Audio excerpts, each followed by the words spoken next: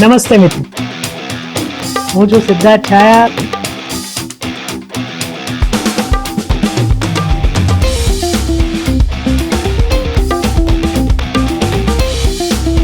તો સ્વાગત છે તમારું સિટ ટોક્સમાં. નમસ્તે મિત્રો, અને પોડકાસ્ટ ડાયરીઝના નવા પાનામાં તમારું ફરીથી સ્વાગત છે. આપણે અહીંયા જાણીતા માનીતા ગુજરાતીઓને મળીએ છીએ, આપણને ખબર જ છે. તો બસ આવા ચર્ચાઓ, આવા પોડકાસ્ટ ગમતા હોય તો અત્યારે જ ચેનલને લાઈક અને સબસ્ક્રાઈબ કરી દો. અને આજના મહેમાન સાથે આપણે આપણી મુલાકાત શરૂ કરીએ. આજે આપણી સાથે છે અંકિત ગૌર, જેઓ ગુજરાતી ફિલ્મોના લેખક, સ્ક્રિપ્ટ રાઇટર, એક્ટર અને ડિરેક્ટર છે. એટલે ઓલ ઇન વન. એટલે આજે આપણને ફિલ્મ વિશે, ગુજરાતી ફિલ્મો વિશે બહુ ઊંડાણથી અને વિવિધ પાસાઓનું જ્ઞાન મળવાનું છે. અંકિતભાઈ, most welcome. Thank you so much. તો પહેલાં એ આપણે વાત કરીએ કે એક વ્યક્તિ આવા 3-4 કાર્યો એક સાથે કેવી રીતના હેન્ડલ કરી શકે? એ આઉટ ઓફ નેસેસિટી છે. કારણ કે બધાની જેમ મારી શરૂઆત પણ એક્ટર તરીકે જ થઈ હતી. ઓકે. મેં ચાઇલ્ડ એક્ટર તરીકે સંદીપ અંકલ સાથે કામ શરૂ કર્યું હતું. નિસર્ગ સર અને અર્ચન સર પાસે ટ્રેન થયો અને પછી પહેલો પ્રોજેક્ટ જે બાળક તરીકે હું લગભગ 5મા કે 7મા ધોરણમાં હતો, જાંબુઆમાં એક સિરીઝ છોટા જીન કરીને કરતા હતા અને સંદીપ અંકલ એ ડિરેક્ટ કરતા હતા. અને એમનો જીન ભાગી ગયો હતો ને એમને થોડો ચબી છોકરો કોઈ જોઈતો હતો અને એમાં મારું નામ આવ્યું ને એવી રીતના મેં એક્ટર તરીકે શરૂઆત કરી. By the time I was 10th એમની જોડે નાનું મોટું ખાસું કામ કરી લીધું હતું. જે સિરિયલ્સ હતી, સૌથી લાંબુ કામ પૈસો મારો પરમેશ્વર, એમાં ચાઇલ્ડ એક્ટર તરીકે. તો એ દરમિયાન એવું થયું કે 10મા 11મા સુધી તમને થોડી ખબર પણ પડવા માંડે અને પેલું થયું કે યાર આ મજા તો આવે છે, આ જે બધું થઈ રહ્યું છે. એટલે આમ મારી આઈડેન્ટિટી થિયેટર સાથે જોડાયેલી છે, પણ મેં ચાલુ કેમેરાથી કર્યું છે. મારી શરૂઆત કેમેરાથી થઈ છે અને ત્યારે ખબર પડી ગઈ કે આ મજા આવી રહી છે, આમાં જ કંઈક કરવું છે અથવા તો આને લઈને કંઈક કરીશું. બીજું, I am one of those lucky ones કે જેના મા બાપને બિલકુલ બહુ વાંધો નહોતો આ ફિલ્ડ સાથે. એટલે આ કારણ કે હું સંદીપ અંકલ સુધી પહોંચ્યો કારણ કે મારા પપ્પાએ મને દર્પણમાં પેલો ચિલ્ડ્રન થિયેટરનો સર્ટિફિકેટ કોર્સ થતો હતો, એમાં એડમિટ કરાવ્યો હતો. ત્યાં નિસર્ગ સર અને અર્ચન સર મળ્યા હતા. એટલે આખું એ કનેક્શન એ રીતના બેસેલું છે. પણ 10મા 11મામાં પેલી ઉંમર થઈ જાય ને કે ના તમે બાળકોમાં આવો, ના તમે મોટામાં આવો. એટલે સિનેમામાં કે કેમેરા ઉપર તમને કાસ્ટ કરવા અઘરા થઈ જાય. એટલે એ સમયે એવું થયું કે એક્ટર તરીકે હવે શું કરવાનું એમ. તો ત્યારે જ નિસર્ગ સરને ફરીથી મળ્યા અને કે તો થિયેટર કર થોડો ટાઈમ, જો ક્રાફ્ટ પર કામ કર, સમજ કે એકચ્યુઅલી કરવું છે કે નહીં હવે ખબર પડશે. તો પછી થિયેટર વાળી જર્ની શરૂ થઈ અને થિયેટર કરતા કરતા એ સમજાયું કે યાર આ જે ડિરેક્ટર છે, હી કોલ્સ ધ શોટ, વર્લ્ડ તો એ બનાવે છે, તો આ કરવું છે. અને બાય ધ ટાઈમ જ્યારે પેલો ડિરેક્ટ કરવાનો ચાન્સ આવ્યો કે ડિરેક્ટ કરવાની સિચ્યુએશન સુધી પહોંચ્યો ત્યારે એવું થયું કે પણ મને આ વાર્તા તો નથી કહેવી જે અત્યારના લખાઈ રહી છે કે અત્યારના જે, કારણ કે જ્યારે મેં લખવાનું ચાલુ થયું ત્યારે કન્ટેમ્પરરી થિયેટર બહુ ઓછું લખાતું હતું અને માત્ર આઈએનટી પૂરતું લખાતું હતું. કે આઈએનટીના નાટકોમાં 1-2 નાટકો એવા આવે છે કે જે આજની વાત કરી રહ્યા છે, મારી આસપાસના વિશ્વની વાત કરી રહ્યા છે. તો ત્યાંથી લખવાની, એટલે રાઇટિંગ કેમ લાસ્ટ ટુ મી. અને હું બધાને એવું કહું છું કે I am a writer by situation, not a by choice. એટલે મને એમ અવસર મળે ને તો હું તરત એમાંથી એમ રસ્તો ગોતીને બીજી બાજુ શિફ્ટ કરી લઉં, કારણ કે રાઇટિંગ એટલું અઘરું કામ છે મારા માટે એમ. પણ આ રીતે, કારણ કે આ બધી જ વસ્તુઓ અને બધી ક્રાફ્ટ ડેવલપ કરવી એ જરૂરિયાત થઈ ગઈ હતી. રાઈટ. તો તમે અત્યારે કીધું કે રાઇટિંગ કરતા, તેમ છતાં તમે અત્યારે રાઇટિંગના વર્કશોપ પણ કરો છો, એના પર પછી આવીશું. પણ એક્ટિંગમાં પછી જે પેલો ફેસ વચમાં આવ્યો કે ના તમે આમાં હો ના, એ પછી આગળ કઈ રીતના વધે? એમાં બહુ જ થિયેટર કર્યું મેં. Nisarg sir, Raju sir, Aditi ma'am, આ બધા સાથે ખાસું થિયેટર કર્યું મેં. એટલે એ જે તે સમયે એવું બી હતું કે આપણે ત્યાં એટલું બધું થિયેટર નહોતું થતું, બહુ ઓછું પેરેલલ થિયેટર થતું. મેં વધારે પેરેલલ થિયેટરમાં કામ કર્યું અને એ સમયે મને ખબર છે કે હું જ્યારે કોલેજમાં હતો ત્યારે કોલેજનું યુથ ફેસ્ટિવલનું બી નાટક હોય, બીજી કોલેજમાં અસિસ્ટ કરવા જવાનું હોય, હું એક સાથે 7-7 નાટકો કરતો હતો કારણ કે મારે શીખવું હતું. એટલે કોઈકમાં અસિસ્ટ કરતો હોઉં, કોઈકમાં, પણ એ સમય એવું હતું કે હું રોલ તો કરીશ, એક્ટિંગ તો કરીશ જ. અને એ કોલેજ સમયમાં બહુ જ થિયેટરમાં મેં રોલ કર્યા. એટલે એવો સમય પણ જોયેલો છે કે જ્યારે સ્ટેજ ઉપર ટીમ વધારે હોય અને ઓડિયન્સ ઓછી હોય. એટલે એ ત્યાં એક્ટિંગ વાળો રસ્તો ખુલતો ગયો. પછી પેલું પણ હતું કે સર્વાઈવલ એટલું બહુ નથી માત્ર એક્ટર તરીકે. જે કોલેજમાં આવતા સુધી, માસ કોમમાં આવતા સુધી સમજાઈ ગયું હતું કે આ આઈએનટી સરસ છે, પણ બહાર જો તમે commercial theatre, main stream theatre નથી કરી રહ્યા, તો માત્ર થિયેટર પર સર્વાઈવ થવું, ધેટ ટુ ઇન અમદાવાદ, એ થોડું ડિફિકલ્ટ છે. હજી પણ છે. હજી પણ છે. એટલે હવે પ્લસ પોઈન્ટ એ થયો છે કે લોકો આને કરિયર તરીકે એક્સેપ્ટ કરતા થયા છે. રાઈટ. પણ એમાં પછી મને એટલું સમજાયું કે કંઈક વર્ટિકલ બીજું ઊભું કરવું પડશે, બીજા 2-3 કામ કરવા પડશે. એટલે એમાંથી પછી ડિરેક્શન, એમાંથી પછી ટેલિવિઝન, એડ ફિલ્મ્સ ને એ બધાનું ડિરેક્ટર, કારણ કે મેં માસકોમ કરેલું હતું, Yes. અને એ જર્ની પછી એ રીતે બનતી ગઈ. એટલે હવે, અને પછી લોકો પણ ભૂલી ગયા કે હું એક્ટર છું. હું Right. બી થોડો ટાઈમ ભૂલી ગયો કે હું એક્ટર છું. એટલે પછી હું જાતે જ મને કાસ્ટ કરી લઉં છું મારા નાટકોમાં. નાટકો સિવાય સિરિયલોમાં તમે ગુજરાતી સિરિયલમાં કામ કર્યું? ચાઇલ્ડ એક્ટર તરીકે. એ પછી એ પછી નહીં. અને ફિલ્મોમાં? ફિલ્મોમાં જગતમાં રોલ કર્યો હમણાં મેં. હમ હમ. અને ફિલ્મોમાં બસ એ ઓપોર્ચ્યુનિટી અને શોધતો હોઉં છું. આજે જ્યારે આપણે શૂટ કરીએ છીએ ત્યારે જગતને એક્ઝેક્ટ 1 વર્ષ થયું રિલીઝ. ઓ યસ. તો જગતમાં તમારો શું રોલ હતો? હવે જગત જે લોકો જોયું નથી એના માટે બહુ રિવિલેશન થઈ જશે. પેલા સ્ટેશનરી શોપ. યસ. અને વેરી પિવિટલ કેરેક્ટર, કે Yes. બહુ જ નાનું કેરેક્ટર છે, પણ એ બહુ મહત્વનું કેરેક્ટર છે ફિલ્મ માટે. અને જ્યારે મને હર્ષિલે નરેટ કર્યું ત્યારે એટલે I was sold on that narration only, કે હા, ડન, આપણે કરીએ છે. એટલે થોડોક આપણે વિષયાંતર થશે, પણ આ પ્રકારની ગુજરાતી ફિલ્મો હા, હાર્ડ હિટિંગ હા. વાળી એ બહુ ઓછી બને છે. જી. અને જગત એક એવી જ ફિલ્મ હતી. તો આવી ફિલ્મો ઓછી આવવાનું કારણ શું? એક મેઇન તો છે ને બજેટિંગ જ કારણ છે. કારણ કે હજી સુધી આપણું જે એવરેજ જોવા જઈએ ને, કે ગુજરાતી ફિલ્મો હવે થોડું ઘણું ડિસેન્ટ કરવા લાગી છે, પણ હજી આપણી ઇન્ડસ્ટ્રી છે ને બહુ રિકવરી ઓરિએન્ટેડ છે, પ્રોફિટ ઓરિએન્ટેડ નથી. સો આપણને એવું કહેવામાં આવે છે કે આપણે એઝ અ કમ્યુનિટી પેલું ધંધાદારી માઇન્ડસેટ વાળા લોકો છીએ, આપણે બિઝનેસ કમ્યુનિટી છે, પણ સમહાઉ મને એવું લાગે છે આપણે આ આર્ટનો ધંધો હજી ક્રેક નથી કરી શક્યા. ઓકે. કે કારણ કે હજી આપણી ઇન્ડસ્ટ્રી બહુ રિકવરીની આસપાસ અટકી જાય છે. આપણે COP અને ROI માંથી બહાર જ નથી આવે, કે પ્રોફિટ તરફ, કે એને એમ કરીને કઈ રીતના કરવું, અથવા તો એવું કોન્ટેન્ટ સતત ડિલિવર કરવું કે જે પ્રોફિટ તરફ જ જાય. એ મને લાગે છે કે બહુ મોટો પ્રોબ્લેમ છે. એટલે તરત આપણે સેફ થઈ જઈએ છીએ. કે ફોર Right. એક્ઝામ્પલ જગત જેવી ફિલ્મ છે, કે રાડો છે, કે બીજી ફિલ્મની અત્યારના એની ચર્ચા નથી કરતો કે સારી ખરાબ, તમને ગમી મને ના ગમી, પણ જે વેરિએશન છે, સબ્જેક્ટ એક્સપ્લોરેશન છે, એમાં એક સબ્જેક્ટ ફ્લોપ થઈ ગયો, કે એક સબ્જેક્ટ ના ચાલ્યો, જેમાં પછી પાછો બધા નીકળે. એટલા ફેક્ટર હોય છે, તેમ છતાં બી ના ચાલ્યું એટલે તરત આપણે એને ડિસ્કાર્ડ કરી નાખીએ છીએ કે આવું નહીં બનાવવાનું. કારણ કે જગતના મેં રિવ્યૂમાં પણ કીધું હતું, ને પછી પણ જેટલા પોડકાસ્ટ થયા, જ્યારે પણ જગતનો રેફરન્સ નીકળ્યો ત્યારે હું કાયમ કહું છું કે આ પ્રકારનો સબ્જેક્ટ બોલિવૂડવાળાએ પણ હજી સુધી એટેન્ડ નથી કર્યો, અને આપણે કરી બતાવ્યો છે. તો 100%. પછી થવું જોઈએ એમ. હા, 100%. પણ આપણે કોમેડીમાં હવે હા, એ આપણું છે. પણ એમાં કોઈ વાંધો નથી, પણ આવા સબ્જેક્ટ આવવા જોઈએ. 100%. અને આ વર્ષ, એટલે ગયું વર્ષ જે ગયું, એનાથી હું થોડો હોપફુલ છું કે બહુ અલગ પ્રકારની ફિલ્મો ગયા વર્ષે આવી. કે જે વર્ષે ઉડનછુ આવે છે, એ જ વર્ષે હાહાકાર આવે છે, એ જ વર્ષે કારખાનું આવે છે, અને બહુ ઇન્ટરેસ્ટિંગ સબ્જેક્ટની ફિલ્મો ગયા વર્ષે આવી, અને ડિસન્ટ કામ કર્યું એ ફિલ્મોએ. એટલે મને એવું છે કે હવે આપણે થોડીક એક રાઈટ એંગલ પર ગયા છે, કે હવે મેકર્સ પણ બ્રેવ થઈ રહ્યા છે કે ભાઈ આપણે જ પીરસવું પડશે. યસ. અચ્છા, હવે ફરી પાછા એના પર આવીએ. તમે કીધું કે હવે યંગસ્ટર્સ જે છે એ એક્ટિંગ છે કે ડિરેક્શન છે એને કરિયર તરીકે સ્વીકારવા લાગ્યા છે, પણ તેમ છતાં હજી પણ એનાથી ઘર ચાલે એ શક્ય નથી. તમે પણ સાથે માસકોમ કર્યું, તો આજના જે યંગસ્ટર છે જેને આ કેરિયર તરીકે લેવું છે, એને આ બેલેન્સ કરવું હોય કે ના, મારે આ તો થિયેટર ને સિરિયલ્સ તો કરવી જ છે, મૂવીમાં ચાન્સ મળે તો એ પણ સાથે સાથે મારું ઘર પણ ચાલી જાય, તો એણે શું કરવું જોઈએ?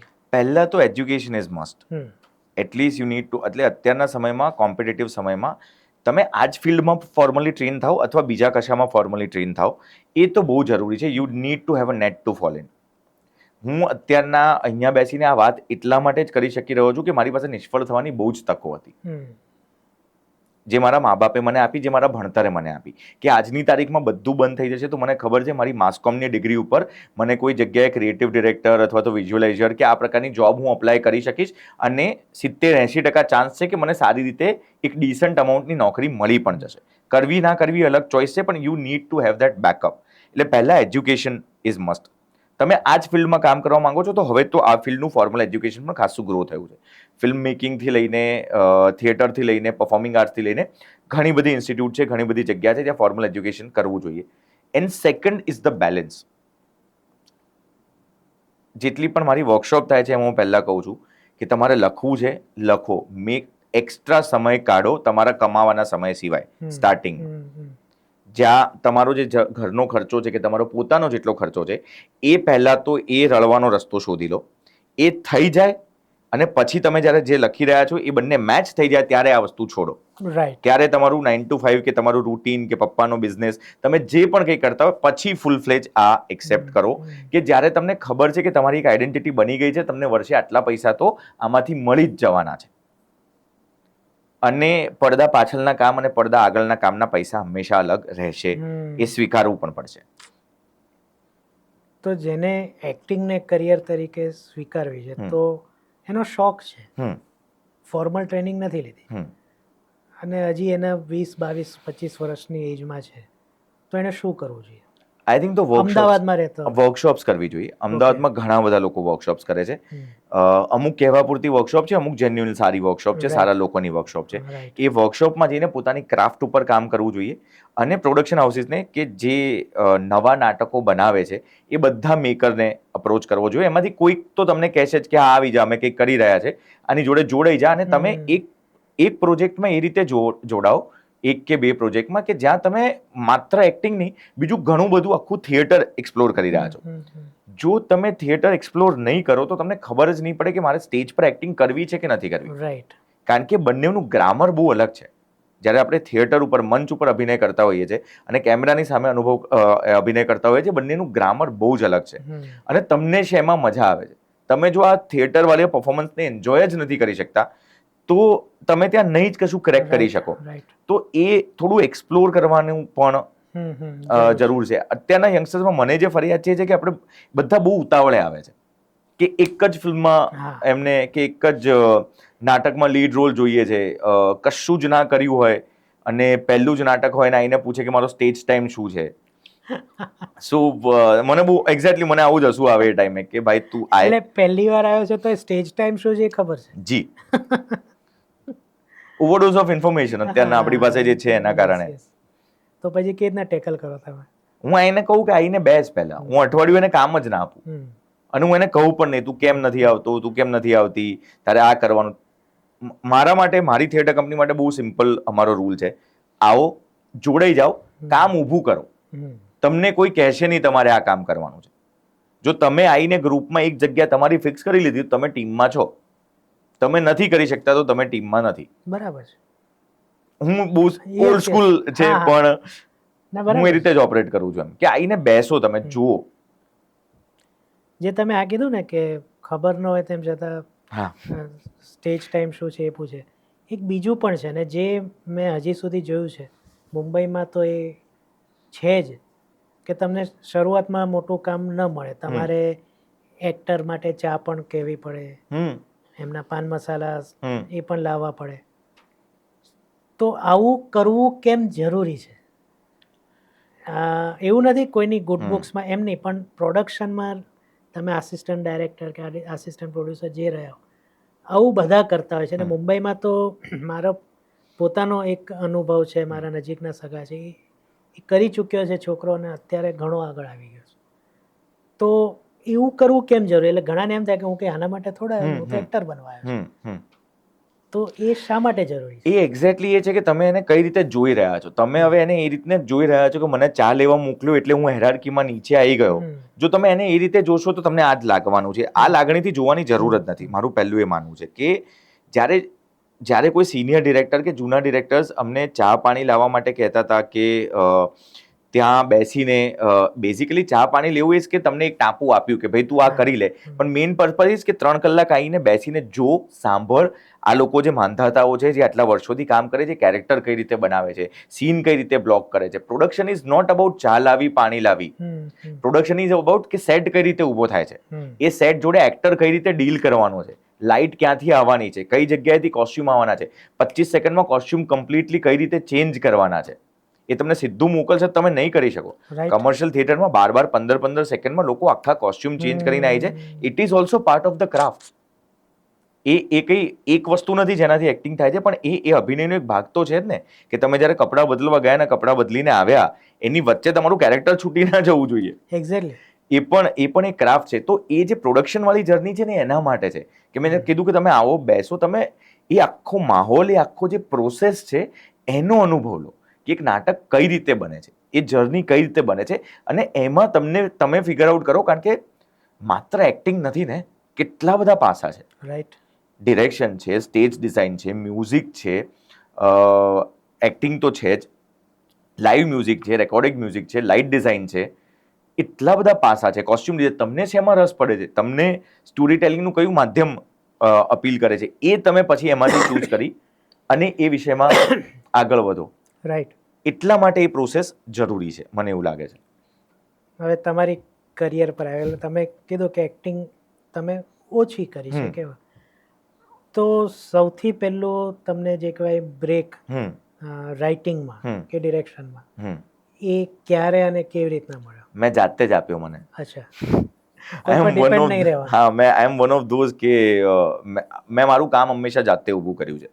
એટલે જે પહેલું રાઇટિંગ વાળું જે કામ કહેવાય ને, રાઇટ, એટલે હું કોલેજમાં વાર્તાઓ લખતો અને જ્યારે પેલું યુથ ફેસ્ટિવલ થતું હોય ત્યારે સ્ક્રિપ્ટ આવી હોય ત્યારે હું સજેસ્ટ કરતો કે ભાઈ આ લાઈન નથી બરોબર, કે આમાં બદલી નાખો. એટલે ત્યાંથી ઘણા બધા સિનિયર્સે સ્પોટ કરેલું કે તારે રાઇટિંગ ટ્રાય કરવું જોઈએ એમ. અને મને બહુ ક્લિયર હતું કે ભાઈ લેખક તો બનવું જ નથી, લેખક ગરીબ હોય. જે સ્ટિગ્મા જે મારા મગજમાં છે, હું મહદઅંશે સહમત થાઉં છું. હા, એટલે મને એમ હતું કે ભાઈ આપણે આર્ટ કરવું છે, પણ આપણે મને બ્લેક કોફી ભાવે છે અને બ્લેક કોફી મોંઘી આવે છે, તો મને કેફેમાં બેસીને બ્લેક કોફી અફોર્ડ કરવી છે. તો મને ક્યારે એવું હતું નહીં કે મારે રાઇટર બનવું છે. પણ જ્યારે આ 2014ની વાત છે અને એમાં મારું જે પહેલું નાટક છે આઈ વોન્ટ ટુ ટ્વીટ, જે મેં લખ્યું અને જેના કારણે એક જ નાટકમાં સડનલી રાઇટરની આઈડેન્ટિટી બની ગઈ. એ વખતે એવું થયું હતું કે હું, રોનક અને ચિન્મય, અમે 3 મિત્રો, અમે લોકો સખત નવરા હતા. એને આઈએનટીની કોમ્પિટિશન ચાલતી હતી. એટલે એક જ સવારે ઉઠી નહીં ધોઈને ઠાકોરભાઈ પહોંચી જવાનું, નાટકો જોવાના, જેનું જે નાટક ચાલતું એમાં મદદ કરવાની, ના કોઈને મદદ જોઈતી હોય તો બહાર આવીને ચા પીવાની, પાછું નાટક જોવાનું. આ પ્રોસેસ ચાલતી હતી. એમાં કબીરભાઈએ આરંગમ 2014 કરીને એક સ્પર્ધા લોન્ચ કરી કે જેમાં કોલેજના નાટકો સિવાય બહારના નાટકો થઈ શકશે.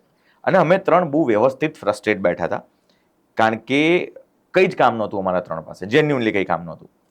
અને એટલે રોનક એટલે અત્યારના આજે તારક મહેતામાં he is one of the chief ADs, Chinmay જેની ફિલ્મ આવી મીઠડા મહેમાન, અને હું, આ 3 જણાની વાત થઈ રહી છે, just to give you context. અને રવિશંકરની બહાર અમે 3 જણા ભયંકર નવરા બેઠા હતા અને અમે ડિસાઈડ કર્યું, યસ, ફેમસ. અને અમે 3 જણાએ ડિસાઈડ કર્યું કે ભાઈ એક છેલ્લું નાટક કરીએ, બરોબર છે, આ નાટકનું જે થવું થાય પછી નોકરી શોધી. ના આપણને કોઈ બોલાવે છે, ના આપણને કામ મળે છે, આપણું કંઈ થઈ નથી રહ્યું, we need to find a way. હું તો બહુ ક્લિયર હતો એમાં. એ બંને કેટલા ક્લિયર હતા એ મને હજી સુધી ખબર નથી, પણ હતું તો ખરું કે આ કંઈક તો કરીએ. અને અમે મરણોપરાંત કરીને સુરેન્દ્ર વર્માની એક સ્ક્રિપ્ટ છે, કારણ કે નાટક મને બહુ જ ગમે છે, બહુ પ્રિય નાટક છે મને, એની સ્ક્રિપ્ટ શોધવા બેઠા અમે. અને 2 દિવસ થયા અમને સ્ક્રિપ્ટ મળી નહીં ક્યાંયથી.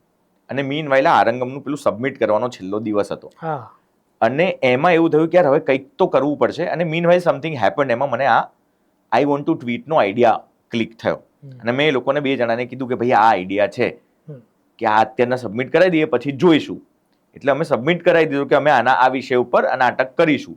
અને પછી આવ્યું કે લક્ષ્ય કોણ, તો કે તારે જ લખવાનું ને, તું આઈડિયા લઈને આવ્યો છે. And that's how the writing journey starts.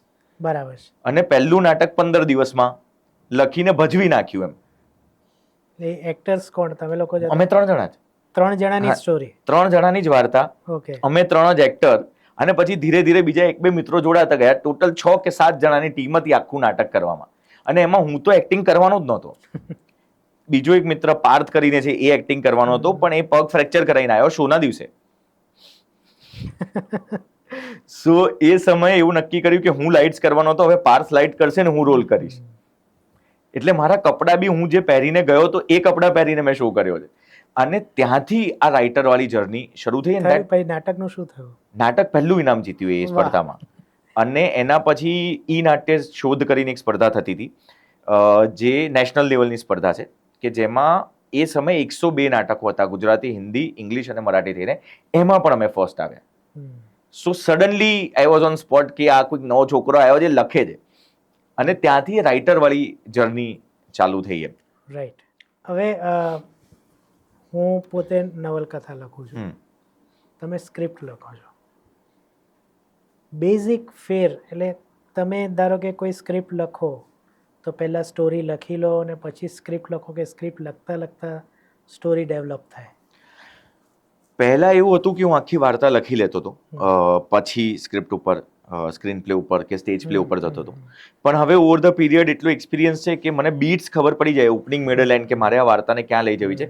Than હું પેરેલલ સીન વાઇઝ સીન કે 10-15 સીન પકડીને, જો ફિલ્મ હોય તો, અને નાટક હોય તો 2 કે 3 સીન પકડીને સીન બાય સીન એ પ્લોટને કઈ રીતે સ્ટેજ કે એના ગ્રામરમાં તમે ઢાળો છો, એ પ્રોસેસ હું કરું છું.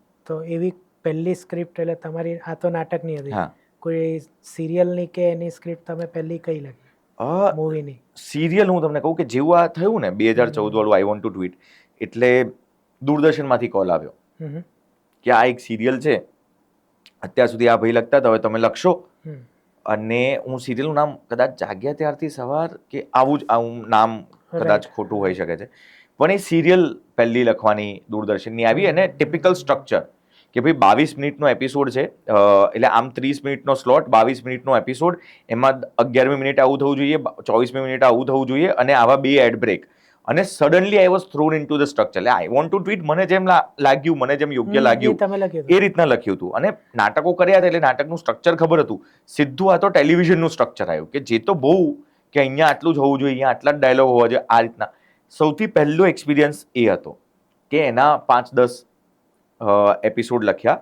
મીન વાઇલ નાટકો તો ચાલુ જ હતા, એ દરમિયાન અનીશને મળવાનું થયું.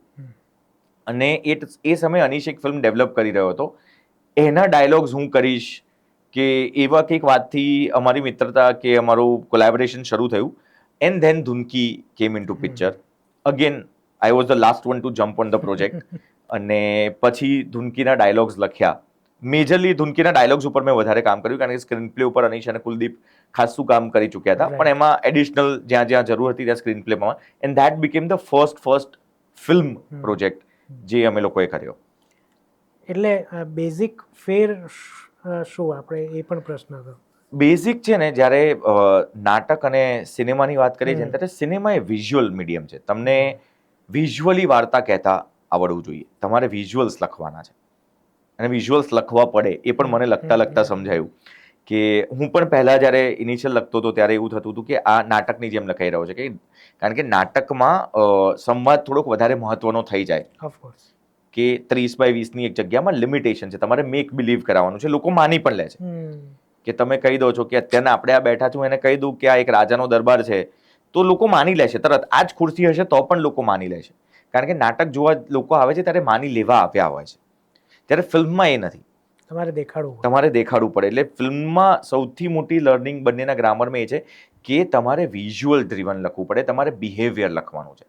જ્યારે થિયેટરમાં છે ને ઘણી વખત લાગણીઓ બોલવી પડે, એને બોલવાના ડાયલોગ્સના રીત બધાના અલગ હોય, બધાની ક્રાફ્ટ અલગ હોય, અને જે બહુ સ્માર્ટલી લખી જાય એને આપણે સારા રાઇટર્સ કે સારા ડાયલોગ રાઇટર કહીએ છીએ. કે ડિરેક્ટલી હું ગુસ્સે થયો એવું ના બોલે, પણ કંઈક એવી લાઈન બોલે કે જેનાથી એ ગુસ્સો બહુ મેટાફોરિકલી બહાર આવતો હોય, તો એ થિયેટરનું રાઇટિંગ થઈ ગયું. જ્યારે આમાં તમારે બિહેવિયર લખવાનું છે કેરેક્ટરનું, એને ગુસ્સો આવ્યો ત્યારે એને શું કર્યું, એ કી થઈ જાય છે. મને લાગે છે આ લેંગ્વેજનો મેજર ફરક છે સિનેમા અને થિયેટરની વાત કરીએ તો. અને પ્લોટિંગ અને કલ્મિનેશન બી એમ, કે તમે જ્યારે ફિલ્મ માટે વાર્તા લખો છો ત્યારે તમારે બહુ કોન્શિયસલી વિચારવું પડે છે કે મારે આ વાર્તા 2 કલાક સસ્ટેન કરવાની છે, અને આટલા પાત્રોને 2 કલાક મારે સસ્ટેન કરવાના છે.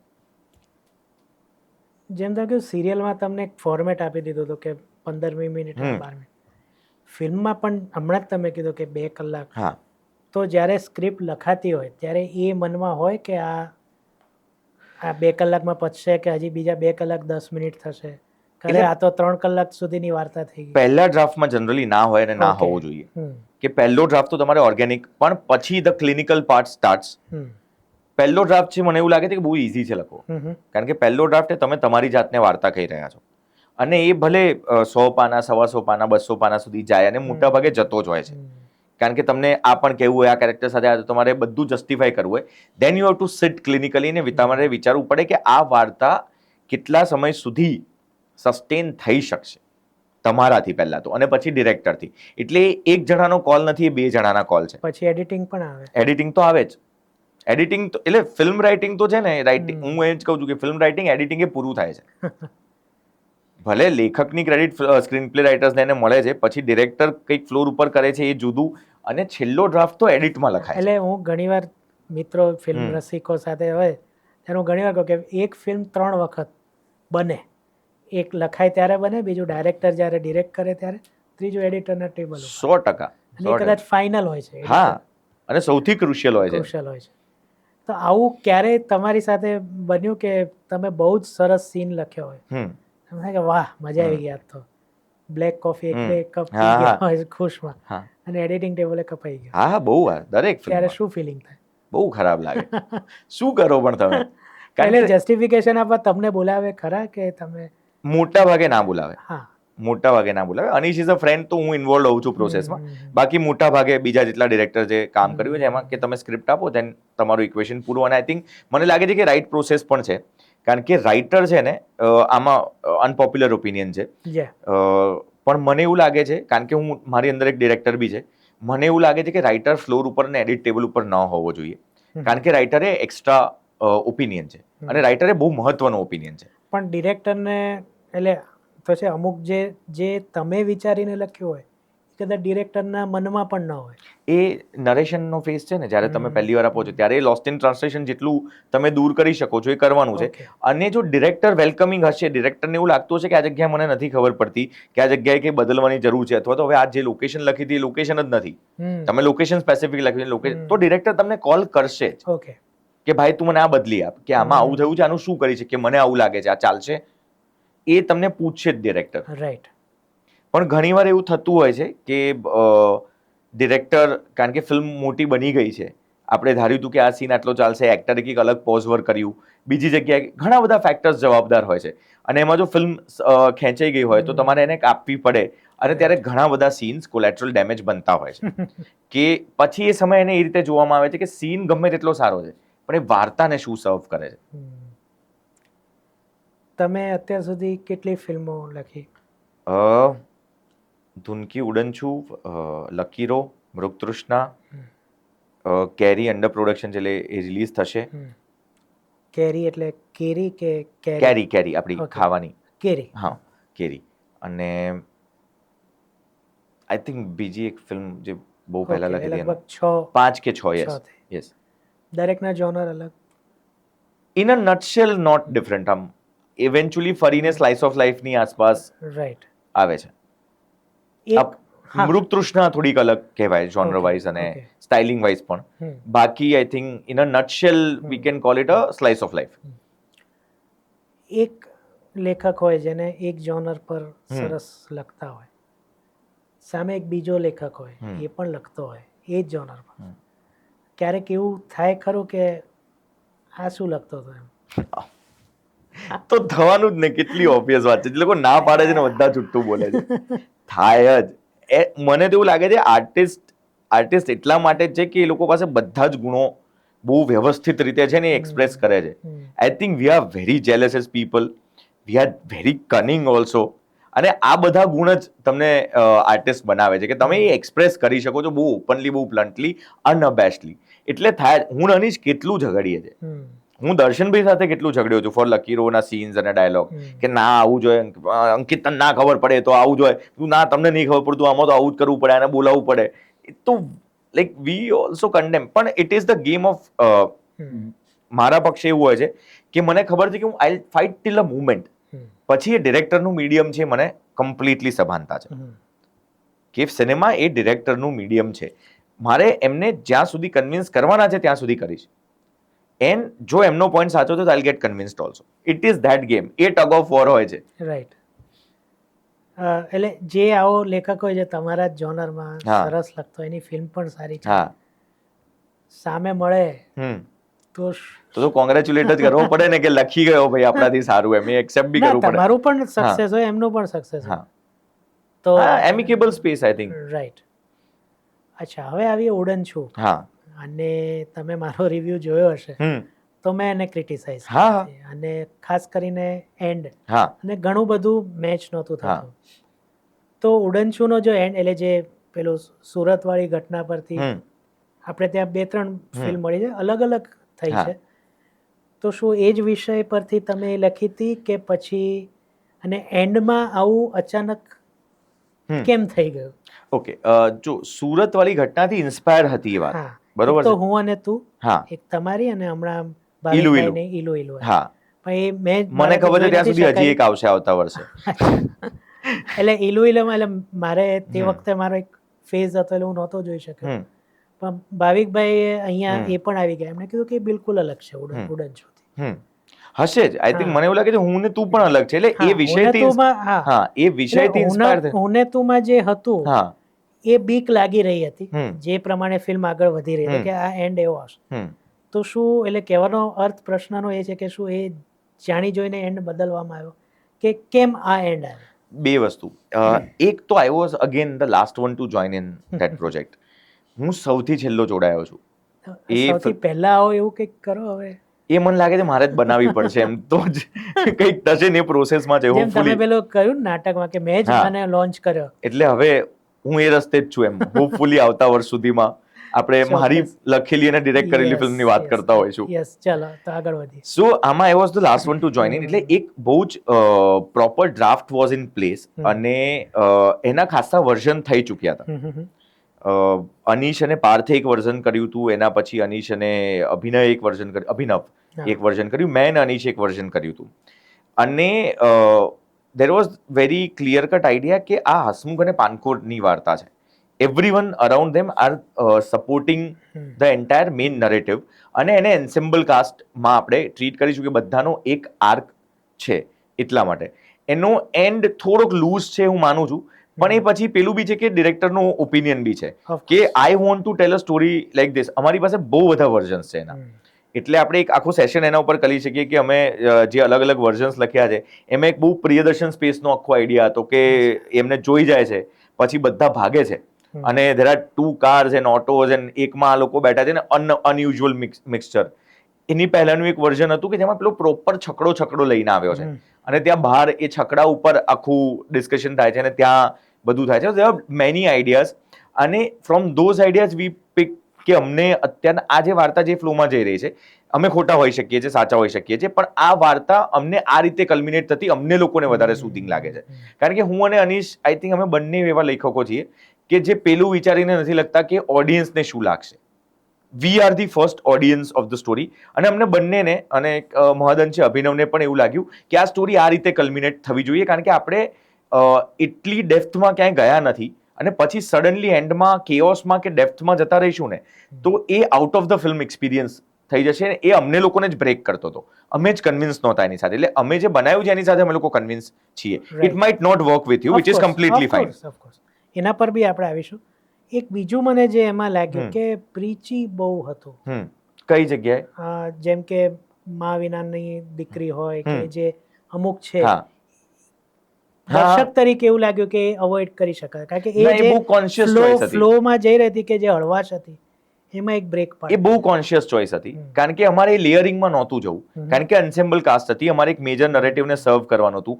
ક્રીનાના બિહેવિયર અમારે જસ્ટિફાઈ કરવા માટે બીજા 10 સીન એડ કરવા પડે એવી સિચ્યુએશન અમારે નહોતી જોઈતી કે બીજા કોઈમાં. એટલે ત્યાં એમાં જે તમને ક્લિશિયસ લાગે છે ને, જેને તમે પ્રીચ, એ કોન્શિયસ કોલ છે. ઓકે, એ કમ્પ્લીટલી કોન્શિયસ કોલ છે કે જો ત્યાં અમે એને ક્લિશિયસ જો એને કાઢી નાખ્યા હોત ને એક ઓર્ગેનિક નરેટિવ આપવા ગયો હતો, અનીશ લઈને બહાર આવ્યો તો મેં ડિસ્કાર્ડ કર્યા હતા કે ના આ ના કર, કારણ કે આમાં સર્વ કરવું પડશે તમારે ટાઈમ. અને તો ફિલ્મ 2.5-3 કલાકની થઈ જાત. જે 2:10 2:15 માં પતે છે. મને તો એવું હતું કે અમે બહુ જ મથ્યા હતા કે હજી 2 કલાક પર લાવી શકીએ, પણ તો બી એ 2:10 સુધી અમારે રાખવી પડી એમ. રાઈટ. એમાં જે કાસ્ટ હતી જબરદસ્ત. એટલે આ ઓવરઓલ પણ પ્રશ્ન કે જ્યારે તમે કોઈ ફિલ્મ લખો ત્યારે કોઈ એક્ટરને ધ્યાનમાં રાખીને રોલ લખો કે પછી એ બધું થતું હોય? અને ઉડનછુમાં શું હતું? ઉડનછુમાં પછી એક ડ્રાફ્ટ થઈ ગયો હતો. પછી આઈ થિંક ભાવેશ કાસ્ટિંગમાં હતો ને ભાવેશ અને અનીશના ડિસ્કશન પછી દેવેન સરનું નામ આવ્યું હતું. અને પાનકોર વોઝ અ લાસ્ટ કોલ કે અમે 3-4 એક્ટ્રેસીસ સાથે વાત કરી રહ્યા હતા. અને પાનકોર બહુ ઇન્ટરેસ્ટિંગ કેસ સ્ટડી પણ છે, કારણ કે પાનકોર આવા લખાયા નહોતા. એ બહુ અલગ સ્પેસમાં લખાયા હતા અને જેને આપણે થોડુંક ટિપિકલ કહી શકીએ એ સ્પેસમાં લખાયા હતા. અને એન્ડ મુમેન્ટે અમને એવું થયું કે આ એક્ટર અમને આજ હાર જ પાડવાના છે, આ થઈ જ ગયું છે, લોક છે, અને એમણે ના પાડી. અને વી વર 20 days અવે, જ્યારે એક શેડ્યુલ અટક્યું હતું બી ખરું, તો we were 20 days away from the shoot and we don't have પાનકોર, we don't have our lead. અને એ ટાઈમે માય ફર્સ્ટ રિએક્શન, આરજોસ ફર્સ્ટ સજેશન બધાનું એ હતું કે can we talk to Prachi ma'am? And we thought કે વાત તો કરીએ, ના પાડશે. હવે એક જણે તો ના પાડી જ દીધી છે, બીજું ના પાડશે, વધારે શું થશે? And we had a Zoom narration with Prachi ma'am. અને આખી ફિલ્મ એમને 2-2.5 કલાકમાં મેં જ નરેટ કરી હતી એ સમયે તો. અને ઇન ધી એન્ડ એમને પેલું હતું કે આ જે રીતના લખાય છે એની ટોનાલિટી આપણે આવું કંઈક તમે કઈ રીતે જોઈ રહ્યા છો, that will be part of the workshop એમ. તમે આવશો તો અમુક વસ્તુઓ નહીં જ વર્ક કરે જે લખી છે એમ પણ રાઇટિંગમાં ચેન્જ થશે. And she agreed to do it and that's how the character reshaped also. કારણ કે પ્રાચી મેમ બહુ જ બધો પોઈઝ લઈને આવ્યા કેરેક્ટરમાં, જે પોઈઝ લખાયેલો નહોતો. And then we rewrote it, rewrite it, readapted. પણ જનરલી છે ને પહેલો ડ્રાફ્ટ પતે ને ત્યાં સુધી તમને મોટું આઈડિયા આવવા માંડે છે કે આમાં આને પૂછી શકાય, ફર્સ્ટ ઓપ્શન, સેકન્ડ ઓપ્શન. અને દેન દેર આર, જેમ કે આપણે મુન્નાભાઈમાં અરશદ વારસીનું જે કેરેક્ટર છે, those are great stroke of luck, કે એન્ડ ટાઈમે એક માણસ આવ્યો અને પછી એને જોડી બનાવી દીધી આખી એમ. સો એવું પણ થતું હોય છે, પણ આઈ થિંક ફર્સ્ટ ડ્રાફ્ટ પતે ને ત્યાં સુધી મોટો આઈડિયા આવી જતો છે કે આ આમની પાસે લઈ તો જઈએ. હા, બરાબર. એક ઉડનછુમાં એક બીજું પણ હતું જે ગુજરાતી ફિલ્મોમાં બહુ રેર જોવામાં આવે છે કે હસમુખ અને પાનકોરના જે યંગ ભાગ છે કોઈ અન્ય એક્ટર કરે છે. હા. અને એ ચોઇસ, એટલે જે એ કાસ્ટિંગ હતું એ મને પર્સનલી બહુ ગમે. હા, અમને બધાને.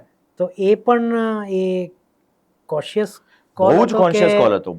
પહેલેથી from the first moment flashback crack થયો એ સમયે જ આમ પેલું નહીં કે ફ્લેશબેક કરી અને બધાની લુક મળી કે let's address the elephant in the room.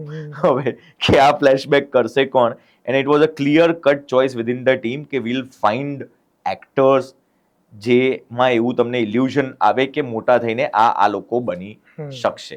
અને સૌથી વધારે મહેનત ગઈ છે. પરફેક્ટ. બહુ જ મહેનત ગઈ છે એમાં, એ લોકોને શોધવામાં એમ.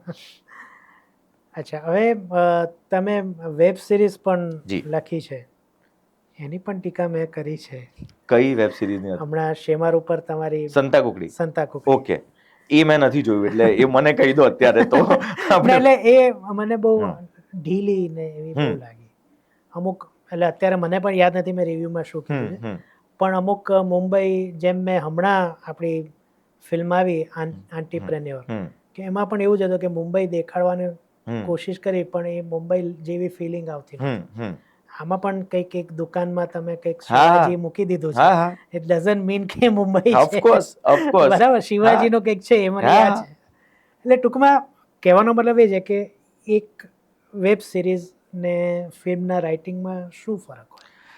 એક તો આપણે ત્યાં છે ને સ્કેચ બેઝ સિરીઝ, આપણે ત્યાં સ્કેચીસ બને છે. એટલે શિમારું, એટલે સોરી, આ સંતા કુકડીને આપણે વેબ સિરીઝ તરીકે કેટેગરાઇઝ કરીએ, પણ technically it's a sketch base series એમ, કે જેમાં ભાઈ બહેનના જુદા જુદા સ્કેચીસ છે અને એક લૂઝલી કનેક્ટેડ વાર્તા છે. પ્રોપર સ્ટ્રક્ચર સિરીઝ તો આપણે ત્યાં એક તો વિઠ્ઠલ તીડી જેને કહી શકાય કે it was a very well structured proper series. કે અમે લોકો બી ચસ્કેલા જે કર્યું it was a sketch base series. અનિશે ખાટી કડક મીઠી કર્યું એ પણ સ્કેચ બેઝ સિરીઝ છે. એમ સંતા કુકડી પણ એક લૂઝલી કનેક્ટેડ પણ સ્કેચ બેઝ સિરીઝ છે. એટલે એમાં because of the budget restriction that continuity maintain કરવી, અને એક બજેટમાં, એક લિમિટેડ બજેટમાં જ્યારે તમે કામ કરતા હો છો ત્યારે એમને બહાર કેટલા લઈ જવા, ના લઈ જવા, એ બધા ક્વેશ્ચન્સ રાઇટિંગ લેવલથી હોય છે. સો સંતા કુકડી વોઝ અ પ્રોજેક્ટ કે આ રીતે આ કામ કરવાનું છે. અને હું જસ્ટિફાઈ નથી કરતો, એમ સેઇંગ ધીસ ઓનેસ્ટલી, કારણ કે આ બધા કરતા જ હોય છે. અને ધ એન્ટાયર આઈડિયા વોઝ કે બ્રધર સિસ્ટર ઉપર કંઈ કામ નથી થયું, આપણે ફોકસ એમના ઉપર કરીએ કે એક ભાઈ બહેન છે જેમાં બહેન આવી રીતના આવીને મોડર્ન થઈ ગઈ છે અને ભાઈ હજી ત્યાં રહી ગયો છે, આ બંનેની જર્ની ઉપર ફોકસ કરીએ. એ પણ એવું લાગ્યું કે આજકાલ આવા ભાઈ ખરેખર જોવા મળે. હા, મારી તો આજુબાજુમાં જ છે, ત્યાંથી જ આવ્યું છે. એટલે એવું જ Yes. હોય ખરેખર, એમ જ લેખક આસપાસથી જ ઇન્સ્પિરેશન લેતો હોય. બહુ જ એટલે છે. મને થોડું આઉટડેટેડ લાગ્યું. હા, ના, એ તો બહુ જ આવા લોકો છે. એમાં તો આઈ ફાઇટ વિથ યુ. હું તમને બતાવીશ, અહીંયા લઈ આવીશ એમ. ચોક્કસ. અચ્છા, હવે આપણે આવીએ ગુજરાતી ફિલ્મ ઇન્ડસ્ટ્રી. તમે કીધું ગયા વર્ષે જે પ્રકારના વિષયો જોયા, વી ઓલ આર હોપફુલ, અને અત્યાર સુધી પણ સો ફાર સો ગુડ એવું છે. અમુક એક બે ટિપિકલ મૂવીઝ આવી ગઈ પણ સરસ છે, પણ એ પણ જરૂરી છે. હા, એટલે બધું મિક્સચર હોવું જરૂરી છે. તો તમે આ છેલ્લા 2-5 વર્ષમાં ગુજરાતી ફિલ્મ ઇન્ડસ્ટ્રીને શું જોઈ રહ્યા છો, કેવી રહી, એમાં તમારા પણ પ્રદાન રહેલા છે, તો ઓવરઓલ તમે શું જોઈ રહ્યા છો કે ક્યાં ખોટ છે, ક્યાં બહુ સારું છે? મને લાગે છે કે તો કોવિડ પછીનો આપણો જે સેકન્ડ રાઉન્ડ શરૂ થયો ને, હજી હમણાં શરૂ થયો છે. આપણને એમાંથી નીકળતા સહેજ વધારે ટાઈમ લાગ્યો, અને પછી બોલિવૂડ પણ સ્ટ્રગલ કરી રહ્યું છે, બીજી બધી ઇન્ડસ્ટ્રી બી સ્ટ્રગલ કરી રહી છે, માર્કેટ્સ જે રીતના અત્યારના આપણે હાલેલા છે એ રીતના હજી થોડો સમય લાગશે. કારણ કે આપણે બોલિવૂડ જોડે કમ્પેર કરીએ છીએ કે બીજી ઇન્ડસ્ટ્રી જોડે કમ્પેર કરીએ છીએ, એના વર્ષો જુઓ. આપણે જે રિબૂટ કર્યું છે 2012 થી 12 વર્ષ થયા. સો 12 વર્ષમાં તમે બાળક પાસે બી એટલું એક્સપેક્ટ ના કરી શકો.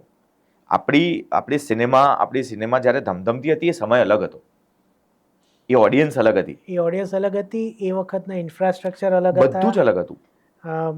મેં કોની જોયું, પોડકાસ્ટ જોયું કે ખબર નહીં, પણ બહુ જાણીતા એક્ટર હતા, આઈ થિંક લવારીમાં કે એમાં જોયું કે નરેશભાઈનો પ્રોગ્રામ જોવા હાલોલથી વડોદરા કપચીની ટ્રકમાં બેસીને એક્ટર્સ જતા. ટૂંકમાં પર્સનલ વ્હીકલ પણ નહોતું મળતું ત્યારે. અત્યારે તો પેલી વેનિટી ને બધું પણ આપવામાં આવે છે, એટલે એ પીરિયડ અલગ હતો, અલગ છે. એટલે અત્યારના જે પ્રમાણે સતત ફિલ્મો બની રહી છે, I am very happy with that, અને એ સતત બનતી રહેવી જોઈએ. એઝ એન ઇન્ડસ્ટ્રી આપણે ફોકસ કરવાનું છે કેટલી વધારે રિલેટેબલ વાર્તાઓ, કેટલા વધારે લોકોને આપણે થિયેટર સુધી લાવી શકીએ છીએ. આઈ થિંક એ હવે આ પેરાડોક્સ છે અત્યારના આપણે જેમાં ફસાયા છે. લોકો નથી આવતા એટલે ફિલ્મો નથી ચાલતી, ફિલ્મો સારી નથી એટલે લોકો નથી આવતા. આ છે ને અત્યારના બહુ મોટો પેરાડોક્સ થઈ ગયો છે ગુજરાતી માટે ખાસ, કે જેટલી ઉદાસીનતા ફિલ્મો માટે છે, એટલી ખરાબ ફિલ્મો તો નથી બની રહી. બિલકુલ નથી બનતી. બરોબર છે. અને જે લોકો ફિલ્મો જોયા વગર ગુજરાતી ફિલ્મોની મશ્કરી કરે છે, એમને ખબર જ નથી કે કેવી કેવી ફિલ્મો આવી ગઈ. જેમ વાત કરી એમ જગત, ઘણા બધા લોકો જે બોલિવૂડ પણ ટચ નથી કરતા. અરે તમે એનું મૂકો ને, હું મારી વર્કશોપની જ વાત કરું કે ફોર એક્ઝામ્પલ હું 10 જણા લેતો હોઉં ને, 10માંથી 6 જણાએ ફિલ્મો નથી જોયેલી ગુજરાતી. મારી જ નથી જોઈ તો જ મારી વર્કશોપમાં આવ્યા છે. એ આયરની છે એમ. ઓફકોર્સ એ નંબર ગેમ એ બહુ મોટી આયરની છે. પણ જો સતત બન્યા કરશે ને, આપણે ઓડિયન્સને ફોમો ફીલ કરાવવો પડશે કે અરે હું આ ગુજરાતી ફિલ્મ મિસ કરી ગયો, આ મારે જોવાની હતી, અને તો ઓડિયન્સ કન્વર્ટ થશે, અને એના માટે સમય લાગશે. આપણે સતત ફિલ્મો બનાવવી પડશે. I am not someone, I am a very old school in that, કે હું તો પેલી કન્ડિશનિંગમાંથી આવું છું કે પહેલા પ્રોડક્શન કરવાનું, ચા કાઢવાની, પછી તમને પ્રોડક્શનમાં એક જવાબદારી મળે, પછી તમને સેટ લગાવવા મળે, પછી તમને પ્રોમ્પ્ટ કરવા આપે, પછી તમને એક એન્ટ્રી આપે, પછી તમને મોટો રોલ આપે. હું તો આ જર્નીમાં માનું છું, હું આ જર્નીથી જ ગ્રો થયેલો છું. સિનેમામાં પણ આની જરૂર છે કે સમય લાગશે, કે તમારે સમય આપવો જ પડશે વિધિન, એટલે તમારે બીજા હજી 20-25 વર્ષ આપવા પડશે. અત્યારના જે મેકર કામ કરી રહ્યા છે, અમારે બધાએ બીજા 25 વર્ષ, એન્ડ બીજું that young makers coming in and we empower young makers, કે જે આઈને ગુજરાતી સિનેમાની વિઝ્યુઅલ પેલેટ તોડી શકે. મને મીઠડા મહેમાન એટલે જ ગમી છે કે એને વિઝ્યુઅલ પેલેટ તોડી નાખી. એક્ઝેક્ટલી. તમને એ ફિલ્મ જોઈતા લાગતું નથી કે ગુજરાતી ફિલ્મ છે, જ્યાં સુધી એ લોકો બોલતા નથી ત્યાં સુધી. અને એમાં સમય પણ કેવો, આઈ થિંક કોન્શિયસલી જ કર્યો છે કે રાજસ્થાન, ભલે એક માન્યતા છે કે રાજસ્થાનમાં રણ જ છે, પણ જે આપણો રસ્તો છે અમદાવાદથી ઉદયપુરનો, આઈ બિલીવ ચોમાસામાં કે ચોમાસાની આસપાસ કેટલું ગ્રીન દેખાય, આખો સ્ક્રીન ભરાઈ જાય. જી. અને મેં મારા રિવ્યુમાં કીધું હતું કે એક સ્પ્રેડ છે એક સીનમાં, એક તરફ યશ હોય, વચ્ચે આરોહી હોય ને, આ તરફ બીજા બે કેરેક્ટર, એ એટલું સરસ દેખાય છે. પ્રતિક ઇઝ ડેમ ગુડ. પ્રતિક એમ પણ પ્રતિક જે કામ કરે છે અને જગત પણ એને શૂટ કર્યું હતું. Yes, Pratik is really good. આપણે આગળ વધીએ. હા, એટલે એ સમય આપવો પડશે young makers coming in and breaking the palette. એ બહુ જરૂરી છે કે અત્યારના જે એસ્ટાબ્લિશ મેકર છે એમણે સતત કામ કરવું પડશે અને એની સાથે સાથે યંગ મેકર્સને, યંગ વોઇસીસને જગ્યા આપવી પડશે. તો જઈને 10, 15, 20 વર્ષે આપણે જે ઇન્ડસ્ટ્રીની કલ્પના કરીએ છીએ કે જેની જોડે કમ્પેર કરીએ છીએ ને એની સક્ષમ આવીને ઊભા રહીશું. કારણ કે મને લાગે છે કે અત્યારના એ કમ્પેરિઝન જ બહુ ફ્રુટાઇલ છે. કે તમે સાઉથની ઇન્ડસ્ટ્રીનું ફોલોઈંગ તો જુઓ, અને ધોઝ આર 4 સ્ટેટ્સ. એ અડધું એમનું બિઝનેસ તો અંદર જ પતી જાય છે. કે તામિલમાં કંઈ ચાલ્યું એની મલયાલમ રીમેક બનશે, મલયાલમમાં કંઈ ચાલ્યું એની તેલુગુ રીમેક બનશે, અડધું બિઝનેસ તો ત્યાં પતી જાય છે. આપણું તો અત્યારે આટલા વર્ષોએ જઈને એક ફિલ્મ આવી કે વર્ષ કે જેનું બહાર રીમેક બન્યું, યસ, કે અક્વાયર કરી. એ લેવલ સુધી પહોંચવા માટે આપણી ઓડિયન્સ તો સપોર્ટ બી જોઈએ છે કે અક્વાયર કોઈ કેમ કરે જ્યારે એ ફિલ્મે અહીંયા લાકડા તોડ કામ કર્યું હોય. એક બીજું એ પણ થાય છે, જેમ કે અત્યારે બધા એવું કહે છે કે બધાને માસ મૂવી બહુ ગમે. આપણે ત્યાં 1 જાન્યુઆરીએ વિક્ટર 303 નામની એક મૂવી આવી, માસ મૂવી. એક વીક ચાલે પછી ઉતારી લેવી પડી. એક તરફ આપણે ફરિયાદ, એટલે હું એમાં પણ નથી માનતો કે ગુજરાતી છો એટલે ગુજરાતી ફિલ્મ જોવી જ જોઈએ, એમાં પણ નથી માનતો. પણ હું એમાં તો જરૂર માનું છું કે જ્યારે તમે જે માંગણી કરો છો એવી ફિલ્મ આવે છે તો એ તમારે જોવી જોઈએ. વિક્ટરમાં ભલે હશે એના પ્લસ માઇનસ, પણ એ બધા તત્વો હતા જે એને માસ મૂવી બનાવતી. મે બી કદાચ બેકગ્રાઉન્ડ ગુજરાતના એક પાર્ટને શૂટ ન થતો, પણ તેમ છતાં એક જ વીક મૂવી ચાલીને ઉતરી જાય એવી તો એ નહોતી. તો સામસામી જે તમે કીધું કે એક પેરેડોક્સ છે, સામસામી ફરજ છે. ઉદાસીનતા તો છે જ ને. એટલે જો બ્લેમ નથી કરતો ના, પણ આપણે as in general as community we are not loyal. આપણે લોકલથી એટલા બધા લોયલ નથી જ એઝ ગુજરાતી કમ્યુનિટી. અને આપણને સખત એવું છે કે આપણે બોલિવૂડની બ્રૂ થયેલી ફિલ્મો જ જોવી છે, ઓરિજિનલ ટચ નથી જોવો. આપણે સાઉથનું વખાણ કરીએ છીએ, પણ સાઉથની ફિલ્મોનો માસ્ટર સ્ટ્રોક શું છે? એ એમનું કલ્ચર જોડે લઈને ચાલે છે. ત્યાંના એક્ટર્સથી માંડીને ત્યાંના મેકર્સ, રાઇટર, ડિરેક્ટર, એ લોકોને લગ્ન પ્રસંગોમાં આજે પણ મુંડ પહેરીને ફરતા તમે જુઓ છો. એમના એસ્ટાબ્લિશ એક્ટ્રેસીસ પેલા જે એમના મોટા મંગલસૂત્રો હોય છે લગ્ન પછી કે પહેરીને ફરવામાં એમને શરમ નથી. અને હું ઇન્ડસ્ટ્રીના લોકો માટે નથી કહી રહ્યો, હું નોર્મલ લોકો માટે કહી રહ્યો છું. આપણને શરમ આવે છે ધોતી પહેરવાની. આજની તારીખમાં હું અત્યારે જબ્બો પહેરીને આવ્યો હોત તો મને 2 જણાએ પૂછ્યું હોત કે કેમ લગ્નમાં જવાનું છે? Right. So we have not carried our culture. અને પછી એટલે આપણી ફિલ્મો એ યુનિક બોલિવૂડમાં પણ અત્યારે દેખાઈ રહ્યું છે, કલ્ચરનો અભાવ છે. હા, અને પછી આપણે યુનિકનેસ શોધીએ, કારણ રિજનલમાં તો એ ગુજરાતી વાત હોવી જોઈએ ને. ઓફકોર્સ. આપણે યુનિકનેસ શોધી રહ્યા છે, તો યુનિકનેસ ક્યાં છે? તો પછી એમાંથી પ્રશ્ન એ આવે કે જે આ સબસિડી મળે છે, એનો નિયમ એ જ છે કે ગુજરાતી કલ્ચર પર બનવી જોઈએ. મેઇન તો વસ્તુ એ જ છે ને, તો જ સબસિડી. બહુ બધા વન ઓફ ધ રૂલ્સ છે, વન ઓફ ધ રૂલ તો છે, વન ઓફ ધ રૂલ્સ છે. તો પછી કેમનું એ, એટલે એમાં પછી પેલું થઈ જાય ને કે તમે મ્યુઝિકને પ્રમોટ કરી રહ્યા છો નવી રીતે, એટલે there are lot of loop holes when it comes to policies. એ બધા લૂપ હોલ્સ વધી જતા હોય છે. પણ મને જે લાગે છે ને, એ પેલો આજે અર્બન રૂરલ ડિવાઈડ બની ગયો છે, એ બહુ પ્રોબ્લેમેટિક થઈ ગયો છે અત્યારના. કે તમારી વાર્તા બહુ ઇન્ટરેસ્ટિંગલી આણંદ, નડિયાદ કે વડાગામમાં સેટ થયેલી હોઈ જ શકે છે અને એન્ગેજિંગ હોઈ જ શકે છે, પણ એ અત્યારના એને જ લઈને બહુ ઉદાસીનતા આવી ગઈ છે કે ગામડાની વાત, હીરો ગામડાનો થઈ ગયો ને એટલે રૂરલ ફિલ્મ થઈ ગઈ.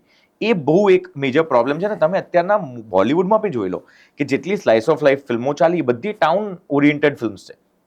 જે આખું આયુષ્માન ખુરાના અને રાજકુમાર રાવ ને એ લોકોની જે બધી ફિલ્મો છે એ ટાઉનમાંથી જે આવી રહી છે. હા, એ પણ વારાણસી. હા, વારાણસી એ બેલ્ટ ટાઉન વાળા આખા પટ્ટાની છે કે જેમાં બોલીઓ આવે છે, એટલે આપણે બોલી નથી એક્સપ્લોર કરી શકતા. અને અગેન હું પાછો આમાં વિક્ટરને લાવીશ કે એમાં અમરેલી કે એ સાઈડનો એટલે જે ખારો પાર્ટ છે સુરેન્દ્રનગર સાઈડ, એની વાત છે આખી. તો એવું છે. હમણાં અમારા જે અમે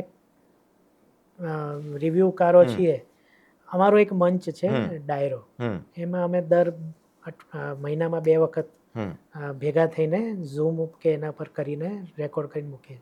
માં હમણાં જ અમારે ડિસ્કશન થયું કે એવું મૂવી કેમ ના બને, અને આ બધી અમારી કલ્પના હતી કે વિક્રમ રાઠોડ મોટા ભાઈ હોય, મલ્હાર ને યશ એના નાના ભાઈ હોય, અને રામ લખન ટાઈપની મૂવી બને સૌરાષ્ટ્રના કોઈ ટાઉનમાં કે એમાં બને. તો imagine that movie creates buzz. પણ ડુ યુ થિંક લોકોને જોવું છે? હાલે એક કોશિશ તો થાય ના, પણ કારણ કે વાય એમ સીઈંગ ધીસ, કારણ કે તમે અર્બન રૂરલની વાત કરી તો ચલો હું માનતો નથી, તમે નથી માનતા, પણ રૂરલમાંથી વિક્રમભાઈ હોય, અર્બનમાંથી આ 2 જણા હોય, તો બધા જોવા જવાના છે. વોટ કેન હેપન કે આપણે આમની ફિલ્મો જોવા લાગીએ એટલીસ્ટ ઉત્કંઠાથી, એ લોકો આપણી ફિલ્મો જોવા લાગે, તો છેવટે તો સ્પ્રેડ થવાનું જ છે. એક કોશિશ, એટલે એ કોશિશ છે, જેને બટ પૈસા કાઢવા છે એને. હા, 100%. પણ ક્રિકેટના રેફરન્સથી હું તમને કહું કે વર્લ્ડ 11 છે ને, એ પેપર ઉપર જ સારી લાગે. એ તો છે જ. વર્લ્ડ 11 રમવામાં પ્રેક્ટિકલ નથી. એ તો આ એ વાળી વાત છે. કારણ કે then the budgeting of it, કારણ કે એટલો મોટો ટાસ્ક છે ગુજરાતી ફિલ્મ માટે બજેટ કરવું અત્યારના, કારણ કે બધાને ખબર છે કે સર્ટેન અમાઉન્ટથી ઉપર જતું રહ્યું તો ઓન પેપર જ પિક્ચર નથી રિકવર કરવાનું. બહુ જ સ્વીટ સ્પોટમાં તમારે ફિલ્મ બનાવવી પડે છે તો તમે રિકવર કરી, એસ્પેશિયલી જ્યારે તમે આઈડિયા લેવલે એક્સપેરિમેન્ટ કરવા માંગતો હોય. તમે તમને ખબર છે કે તમે એક બહુ કન્વેન્શનલ સેટઅપમાં ફિલ્મ બનાવી રહ્યા છો, તો તમે થોડો ઘણો પણ એમાં રિસ્ક લઈ શકશો કે હા ચલો આપણે 1 કરોડ વધારે નાખી દઈએ અને તો કદાચ આવી જશે. પણ તમે જેવો આઈડિયા લેવલ એક્સપેરિમેન્ટમાં જાઓ છો, તમે કોન્સ્ટન્ટ ફિયરમાં છો. એટલે budgeting becomes a huge problem. 1 રૂપિયાનો સવાલ આવીને ઊભો રહી જાય છે. અને ત્યારે આટલા બધા લોકોને ભેગા કરવા is a task, is a major budget task, budget and date task, કે જે આપણે ત્યાં પણ છે જ. રાઈટ. બીજા એક એવા આવે કે જેમ મેં હમણાં સબસિડીની વાત કરી, કોઈ એવું તમારી પાસે આવ્યું છે કે મને સબસિડી માટે વાર્તા લખી આપો? હા, મહિને 2 જણા લખી છે. ના, કારણ મને જેવું બાંધે ને એટલે મારથી નથી લખાતું. એટલે હું મોટા ભાગે છે ને મેં પેલું કેમ કર્યું છે, ડાયલોગ્સ લખ્યા છે બીજા માટે, કે બહુ ઈઝી છે કે તમે સ્ક્રીન પ્લે લઈને આવો, તમે કન્વિન્સ છો આની સાથે, આના ઉપર ચર્ચા કરી લઈએ, okay done, then I am doing just a job, then I am just an employee. તમારે આજ ડિલિવર કરવાનું છે, હું તમને ડિલિવર કરીને આપી દઈશ, ડન. ફાઇનલ જોઈને લાગ્યું હા મારું નામ ના રાખતા ને ચાલશે. હજી સુધી એવું થયું નથી કે જ્યાં એવું કોલ કરવો પડે કે નામ ના રાખતા. બાકી that's why I write dialogue mostly. Anish છે કે હવે બીજા એક આપણા બહુ એસ્ટાબ્લિશ ડિરેક્ટર છે, હમણાં નથી કહેવાનું, એટલે એમની સાથે કામ કર્યું છે. હોપફુલી એમાં હું ખાસો જોડે પહેલેથી અને પેરેલલ, હા, એટલે એવું એક તો બહુ જલ્દી આવી રહ્યું છે એમ, ઓકે, કે એમાં બહુ પેરેલલ કામ કર્યું છે. અચ્છા, હવે તમારે એવું પ્રોસેસ કરી કે તમે જાતે જ એક સ્ક્રિપ્ટ વિચારી હોય and then you go to a producer કે ડિરેક્ટર? હા, પણ તો હજી ત્યારે સુધી શું, એટલે એવું થઈ શકે ખરું, અથવા તો એવું થાય છે ખરું, અને જો થાય છે તો શું તકલીફો પડે છે? મોસ્ટલી છે ને આપણે ત્યાં અત્યારના બધા જ એવા પ્રોડ્યુસર છે કે જેમની પાસે એક વાર્તા છે, બધા જ છે. એટલે it is very difficult to sell your story. Plus હું થોડુંક અનકન્વેન્શનલ લખું છું, એવું મેં મારી જાતને કહી રાખ્યું છે, જેથી કરીને મને ફેલિયર સામે દુઃખ ઓછું થાય. એના કારણે પણ કારણ કે મારી પાસે જે આઈડિયાઝ છે ને એક આપણા પેલા બેઠા સ્ટ્રક્ચરમાં નથી બેસતા, કે એને જોઈને તમને એવું લાગે કે યસ એ તો બેંગ ઓન ગુજરાતી ફિલ્મ હે. ભલે હું રિલેશનશિપ ડ્રામા લખતો હોઈશ તો બી એમાં લેયર્સ હશે, થોડાક ટેબુ હશે, અથવા તો મારા જ કોઈ પ્લેથી ઇન્સ્પાયર થયેલું હશે, તો જેના કારણે લખેલી સ્ક્રિપ્ટ લઈ જવી માં બહુ તકલીફ થાય છે. એટલે કમિશન પ્રોજેક્ટ્સ મળવા એ બહુ સારી વાત છે, મને એવું લાગે છે, બહુ પ્રિવિલેજની વાત છે. અને વિધાઉટ ડુઈંગ ધીસ પ્રોજેક્ટ મને કમિશન પ્રોજેક્ટ્સ મળી રહ્યા છે, એટલે આઈ એમ વેરી હેપી. જ્યારે એટલે હું મારી આ બધી વાર્તાઓ છે ને બચાવી રાખું છું કે ભાઈ હું ડિરેક્ટ કરવાનો હોઈશ ને તો આ વાર્તા આપીશ, નહીતર નહીં આપું. એટલે એ હું જનરલી જ્યારે કોઈ મારી પાસે આવે સામેથી ત્યારે કહો છો. ઓપન કરું. બાકી તમે કીધું તો છે જ કે હું જાતે કરવાનો છું. Yes, now on it, completely on it, am focus. બરાબર. હવે તમે આવનારી પેઢીઓ માટે પણ વર્કશોપ કરો છો, તો એ શું છે? અને તમે તમારો નંબર હું નીચે ડિસ્ક્રિપ્શનમાં મૂકીશ, એટલે જેને પણ રસ હોય એ તમારો સંપર્ક કરે. તો એ આખી પ્રોસેસ શું છે અને એમાં તમારો મૂળ હેતુ શું છે? શું વર્કશોપનો આઈડિયા શરૂ થયો હતો? એક્ટિંગ વર્કશોપ ને બધું તો બધા કરતા જ હોય છે. સ્ક્રીન રાઇટિંગ વર્કશોપનો આઈડિયા શરૂ થયો હતો કે ઘણા બધા લોકોએ મેસેજ કર્યો હતો. ધૂનકીથી આ પ્રોસેસ ચાલુ થઈ હતી કે અમારે લખવું છે, અમારે કોલેબરેટ કરવું છે. અને મારો એક જેન્યુઇન ક્વેશ્ચન હોય કે તમે કંઈ પણ લખ્યું છે, વાર્તા, કવિતા, નવલકથા, તમે કંઈ પણ લખ્યું છે, તમે થોડા ઘણા પણ એક્સપોઝ છો આની સાથે કે એક માત્ર વિચાર છે કે મારે લખવું છે. અને ઘણી વખત મોટા ભાગે એવું થતું હતું કે ના, લખ્યું નથી પણ અમે લખી લઈશું, અમારે લખવું છે. દેન એની નેગેટિવ સાઈડ એ હતી કે તમારે રાઇટર બનવું છે પણ રાઇટર બનવાની મહેનત નથી કરવી એમ. કે કંઈક મેં કોઈને કીધું હોય કે હા ચલો મારી પાસે આ પ્રોજેક્ટ છે, હમણાં કામ વધારે છે, કોલેબરેટ કરીએ, મને આ સીન લખીને મોકલ જેના ઉપર હું ગેસ કરું. તો ત્યારે એવું થાય કે એ સીન બહુ જ ખરાબ લખાયેલો આવ્યો હોય, ફોર્મેટ ના હોય, સ્ટ્રક્ચર ના હોય. તો એનાથી આ એક આઈડિયા આવ્યો કે vote if V do a workshop module which can eventually build my own writers room, which can build an એટલે ડ્રીમ બહુ મોટું છે, which can build an army of writers, બરાબર, એક syndicate of writers કે જ્યાંથી એક રાઇટર રૂમ પેદા થાય અને જ્યાંથી લોકો મારા માટે જ નહીં બીજા બધા માટે જઈને કામ કરે. My way of giving back to the industry also. અને એક બેઝિક વર્કશોપ અત્યારના ડિઝાઇન કરી છે કે તમે થોડું ઘણું લખ્યું છે કે તમે બિલકુલ નથી લખ્યું, પણ સ્ક્રીન રાઇટિંગનું ગ્રામર અને ટર્મિનોલોજી શું છે એનાથી અવેર કરવાની એક બેઝિક વર્કશોપ છે. કે એનાથી તમને એટલું ખબર પડશે કે સ્ક્રીન રાઇટિંગમાં આટલું કામ છે. એક ફિલ્મ કે શોર્ટ ફિલ્મ લખવી છે તો આટલું લેયરિંગ, આટલી મહેનત તમારે કરવી પડશે. એ પોઈન્ટ ઓફ વ્યૂથી ડિઝાઇન થયેલી વર્કશોપ છે. અને I would like to say કે એમાંથી એક છોકરાએ હમણાં જ એક ફિલ્મ અડેપ્ટ કરી મલયાલમમાંથી, જે અત્યારના શૂટ થઈ રહી છે. Another student is writing a film for us only. બરાબર. So that empowerment has started slowly, gradually. Very good, very good. એનો શું ફ્રીક્વન્સી હોય છે? 10 દિવસની વર્કશોપ છે સળંગ. એટલે 2 મોડ્યુલ કરીએ છીએ, વીકડેઝ બેચ અને વીકેન્ડ બેચ બંને કરીએ છીએ. એટલે હમણાં જ આ જસ્ટ આપણે વાત કરી રહ્યા છે, આજે છેલ્લો દિવસ છે એક વીકડે બેચનો. એટલે હવે નેક્સ્ટ મંથ ઓર આવનારા મહિનામાં વીકેન્ડ મેચ કરીશું કે જેમાં સેટરડે સન્ડે 4 વીક સુધી અને બાકી 10 દિવસ સળંગ. સેટરડે સન્ડે કેટલો સમય હોય? ટોટલ થઈને 30 કલાકની વર્કશોપ છે આ. ઓકે. સો વીકડે બેચ કરીએ કે વીકેન્ડ બેચ કરીએ, hours wise it is 30 hours. આપણે ધારો કે સેટરડે સન્ડે હોય તો એ સેટરડે કોઈક સેટરડે વ્યક્તિ ઇવનિંગ જોબ કરતો હોય સેટરડે ઇવનિંગ તો 2 કલાક 4 કલાક 3 કલાક સેટરડે ઇવનિંગ 3 કલાક, સન્ડે 4 કલાક કે 4.5 કલાક. રાઈટ. અને વાંધો ન હોય તો શું એનું ફીસ વગેરે? એ છે ને, એ હું તમને નંબર આપી દઈશ, એના પર મેસેજ કરો, કારણ કે ઘણું બધું સ્કોલરશિપ મોડ્યુલ પણ અમે કરીએ છીએ. મારી વર્કશોપમાં ઘણા લોકો એવા પણ હોય છે કે જેમને જેન્યુઇનલી લખવું છે. હું પર્સનલી જ વાત કરું છું અને મને એવું લાગે કે યાર આને લખવું છે, આને એક્સપ્લોર કરવું છે, તો એ ટાઈમે પછી બહુ ફીઝની માથાકૂટમાં નથી પડતા. Of course there is a recovery module of the workshop કે ત્યાં પછી અમે પેલા ઉપર આવી જઈએ કે ભાઈ મારો પર પર્સન કોસ્ટ આટલો પડે છે કે હું આ જગ્યા વાપરું છું, આ કરું છું, તો તું આટલું આપી દે, મારી ફીસ ના આપતો. સો એ રીતના અમે ઓપરેટ કરીએ છીએ એમાં, એના માટે થઈને. અને જૂનમાં 13, 14, 15 June we are going to do a residency workshop of 3 days in Gir. કે we are going to collaborate with 10 writers. Fully એનું એક ફી સ્ટ્રક્ચર હશે, પણ 3 દિવસ કમ શેર આઈડિયાઝ, કોલેબરેટ. બરાબર. That is what the plan of that workshop is. અને પછી એ residency વાળા પ્લાનને થોડોક મોટો કરવો છે. Right, very good. હવે થોડાક તમને ફિક્સમાં મૂકીએ. હા, આપણે ગયા વર્ષ ને આ વર્ષ ફિલ્મોની વાત કરી.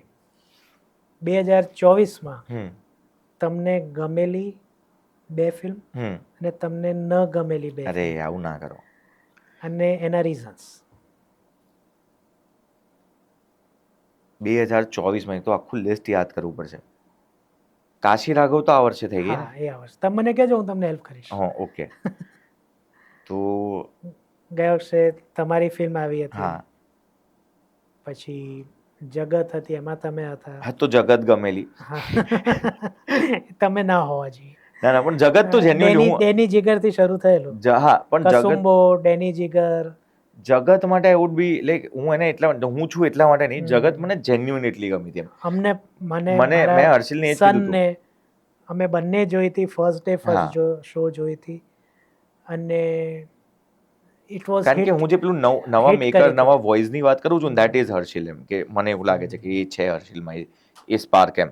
અને I know him from a long time also. એટલે ત્યાં ખાસા સમયથી હું એને ઓળખું છું, એટલે એ રીતે પણ it was a very interesting film, અને બહુ જ નીટ, બહુ જ ક્લીન ઓન પેપર ફિલ્મ હતી, એ જેટલો ક્લિયર હતો, એટલે Yes. That's why I would like to take that કે એ જગત 100% ગમેલી ફિલ્મ. સમંદર હતી, કસુંબો હતી, ડેની ના જીગર ગમેલીમાં હતી. ડેની જીગર, હા, મને ડેની જીગરમાં એવું લાગ્યું હતું કે first 20 minute was actually interesting. મને જેન્યુઅલી લાગ્યું હતું કે જો આ આવી જ ચાલવાની હશે આ ફિલ્મ તો આ ભૂક્કા બોલાવી નાખશે, પણ આઈ થિંક એના પછી ઇટ વેન્ટ સમવેર એલ્સ, અને which doesn't resonate with me at all. બરાબર છે. એટલે આઈ થિંક ના, બહુ સ્ટ્રોંગલી ના ગમેલીમાં ડેની જીગર. કસુંબો હતી, કસુંબો છે, પછી ટ્રિશા ઓન ધ રોક્સ હતી, હાહાકાર, આઈ થિંક હાહાકાર હતી, હાહાકાર પણ એક સમંદર હતી. ગમેલી ફિલ્મમાં. આ ગમેલી બે થઈ ગઈ. ડેની જીગર એક ના ગમેલી. ગમેલી. આઈ થિંક ડેની જીગર ન ગમેલીમાં આટલું જ રાખીએ. બીજા કોઈમાં મને એવું નહોતું થયું કે યાર આ શું બનાવી ના, હા નાખ્યું. એ ક્યાં, મને ડેની જીગરમાં એ થયું હતું. અને અગેન સેઇંગ કે યાર પહેલી 20 મિનિટ બહુ મસ્ત હતી.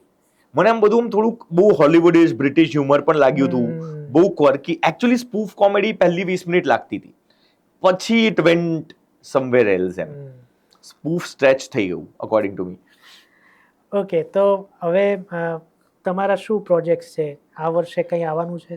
આ વર્ષે આઈ થિંક ફ્લોર પર જશે. મેં જે કીધું કે I have return with someone જે બહુ જ એસ્ટાબ્લિશ મેકર છે, સો એમની નેક્સ્ટ આઈ થિંક હવે એકાદ મહિનામાં નરેશન્સ ને બધું સ્ટાર્ટ થઈ જશે, અને hopefully by the year end will go on floor. બીજું એક સૌથી ઇન્ટરેસ્ટિંગ વસ્તુ એ થવાની છે કે આઈ થિંક આ બહાર આવશે ત્યાં સુધીમાં અનાઉન્સ થઈ ગયું હશે. I have written 2 books. So એક છે કમ્પાઇલેશન ઓફ શોર્ટ સ્ટોરીઝ, અને એક છે મારા 3 નાટકો. તો એ બંને પુસ્તક આવશે મેજર. સો આઈ થિંક જૂન સુધીમાં તો એ બંને લોન્ચ થઈ ગયા છે, એટલે આ આવશે ત્યાં સુધી એક બેઝિક અનાઉન્સમેન્ટ વિમોચનનું તો થઈ ગયું હશે. તો છેલ્લે જે લોકો એસ્પાયરિંગ સ્ક્રિપ્ટ રાઇટિંગમાં છે, જેમને ઈચ્છા છે, તમે ઘણું બધું અત્યાર સુધીમાં કીધું, પણ એક છેલ્લે તમારે કોઈને કંઈ ટીપ આપવી હોય કે સલાહ આપવી હોય કોઈ યંગસ્ટરને, તો એ તમે શું આપશો? Finish your draft. તમારી પાસે આખી લખેલી ફિલ્મ નથી ત્યાં સુધી તમે લેખક નથી. You need to have a draft return. વાર્તા નહીં, સિનોપ્સિસ નહીં, વન લાઇનર નહીં, એક આખો ડ્રાફ્ટ ફિલ્મનો લખેલો હોવો જોઈએ. તમે અસ્પાયરિંગ રાઇટર છો કે એસ્ટાબ્લિશ રાઇટર છો, જો તમારી પાસે ફિલ્મનો ડ્રાફ્ટ નથી તો તમે ફિલ્મના લેખક નથી. Please finish your draft. અને ડ્રાફ્ટ રેડી છે તો એને શું કરવું? તમે કીધું કે બધા પ્રોડ્યુસર પાસે સ્ટોરી તો છે જ, ઘણા બધા લોકો હોય તો એને શું એપ્રોચ કરવો જોઈએ? આઈ થિંક પ્રોડક્શન હાઉસીસના મેલ આઈડી બધાને ઇન્સ્ટાગ્રામ ઉપર અવેલેબલ છે. પહેલા તો સ્ક્રીન રાઇટર્સ એસોસિએશનમાં જઈને તમારી ફેલો અથવા તો એસોસિએટ મેમ્બરશિપ લઈ લો. આઈ થિંક 3000 રૂપીઝ 3000 રૂપીઝની મેમ્બરશિપ છે. જો તમારું કોઈ પણ રીતે તમારું ક્યાંક ક્રેડિટમાં નામ આવેલું છે, લિરિક્સ, ડાયલોગ્સ, તો તમને રેગ્યુલર મેમ્બરશિપ પણ મળી જશે, વિચ ઇઝ 5000 રૂપીઝ એમ. તો એ મેમ્બરશિપ લઈ લો, તમારી સ્ક્રિપ્ટ રજિસ્ટર્ડ કરાવી લો, અને registered script start sending it to production houses. ઘણા બધા પ્રોડક્શન હાઉસીસ છે જે શોધી તો રહ્યા જ છે લેખકોને, નવી વાર્તાઓને, એટલે એવું નથી. સો એ વાર્તા વાંચીને કદાચ એવું પણ થઈ શકે ને કે તમારો ડ્રાફ્ટ વાંચ્યો, ભાઈ અમારે આ નથી બનાવવું પણ તમે સારું લખો છો, અમારી પાસે વાર્તા છે, તમે લખશો. આ વિન્ડો પણ થતા જ હોય છે ને. It's a good, very good gateway. તો ડ્રાફ્ટ લખેલો હોવો જોઈએ તો જ થશે.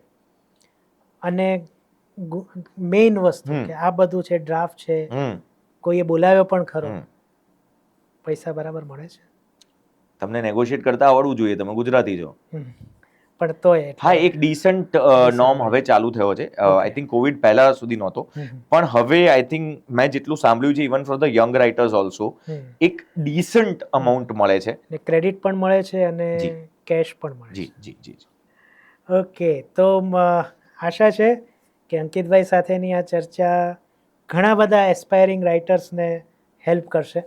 અને અંકિતભાઈ, તમારે મારી ચેનલ વિશે કંઈ કહેવું હોય તો આ મોકો છે. મેં તમારી એક ફિલ્મ અને એની મેં સખત ટીકા કરી છે, તો તમારી પાસે આ જ ચેનલ પર આવીને કંઈ કહેવું હોય મારી ચેનલ વિશે તો પ્લીઝ. ટીકા વિશે તું નહીં કહું, ઇટ્સ એન ઇન્ડિવિજ્યુઅલ ઓપિનિયન. અને મને લાગે છે કે કારણ કે હું થિયેટરમાંથી આવું છું ને, થિયેટર ઓફ ઓપરેસ મારું મીડિયમ રહ્યું છે, કે જ્યાંથી હું આવું છું, એટલે આઈ થિંક વિવેચન તો અને ક્રિટિસિઝમ તો કોઈ પણ સમાજનો બહુ મોટો ભાગ છે. અગ્રી થવું, ડિસઅગ્રી થવું, અને એ તો આર્ટમાં રહેવાનું જ છે. પણ મને લાગે છે કે આ પ્રકારના સંવાદ જે સિદ્ધાર્થભાઈ કરી રહ્યા છે મેકર્સ સાથે, એ બહુ ઇન્ટરેસ્ટિંગ મોડ્યુલ પર કામ કરી રહ્યા છે. અને જો તમને સિનેમા, વેબ સિરીઝ, હોપફુલી પુસ્તકો પણ આવનારા સમયમાં ઓફકોર્સ. એમાં રસ પડતો હોય તો એમની સાથે, અમારી સાથે આ ચર્ચામાં, આ સંવાદમાં જોડાઓ. લાઈક કરો, સબસ્ક્રાઇબ કરો, બેલ આઇકોન દબાવી દો અત્યારે જ. થેન્ક યુ વેરી મચ અંકિતભાઈ, Thank you. ખૂબ મજા આવી મને પણ ખૂબ મજા અને આવી. સ્ક્રિપ્ટ રાઇટિંગ વિશે ઘણું નવું જાણ્યું. કાર્યક્રમ પતે પછી પણ આપણે થોડી ચર્ચા કરીશું એ ચોક્કસ. બાબતે. તો તમને આ ચર્ચા કેવી લાગી એ મને કમેન્ટમાં નીચે જરૂર કહેજો. અંકિતભાઈનો હું નંબર આપું છું, તો જેમને પણ સ્ક્રિપ્ટ રાઇટિંગ કરવાની ઈચ્છા હોય, એમના વર્કશોપ્સમાં જોડાવાની ઈચ્છા હોય, જૂન મહિનામાં જૂન મહિનામાં શરૂ થાય છે. એક પેલું ગીરવાળું પણ છે, તો એમાં પણ રસ હોય તો તમે એમની સાથે વાત કરી શકો છો. તો બસ આપણે તો અહીંયા મળતા જ રહીશું નવા નવા મહેમાનો સાથે. ફરીથી મળીએ આવતા અઠવાડિયે કોઈ નવા મહેમાનને. ત્યાં સુધી સિદ્ધાર્થ છાયાને આજ્ઞા આપો અને તમને બધાને મારા તરફથી આવજો.